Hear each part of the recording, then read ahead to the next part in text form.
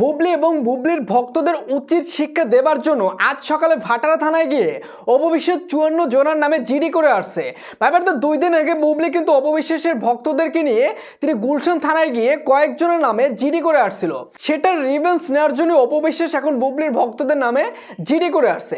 দেখেন অপবিশ্বাস তার নিজের ভক্তদের কতটা ভালোবাসে, দেখেন তার ভক্তদের নামে জিডি করার কারণে তিনিও একটা জিডি করে দিয়েছেন এবং বুবলিকে উচিত শিক্ষা দেবার জন্যই মূলত এই জিডিটা করতে গেছেন। কারণ অপবিশ্বাসের জিডি করার কোনো ইচ্ছেই ছিল না, কারণ বুবলি অপবিশ্বাসের ভক্তদের নামে জিডি করার কারণেই অপবিশ্বাসও জিডি করতে বাধ্য হলেন। দেখেন অপবিশ্বাস কিন্তু ছেড়ে দেওয়ার মতো মানুষ না, কারণ বুবলি যতবারই অপবিশ্বাসকে নিয়ে নেগেটিভ কথা বলছে ততবারই কিন্তু অপবিশ্বাস বুবলিকে কড়া জবাব দিয়ে দিছে। অপবিশ্বাস কিন্তু বেশ কিছুদিন আগে বলছিল যে উনি যদি থানায় যায় তাহলে আমিও থানায় যাব, উনি যদি সাকিবের বাসায় যায় তাহলে আমিও সাকিবের বাসায় যাব।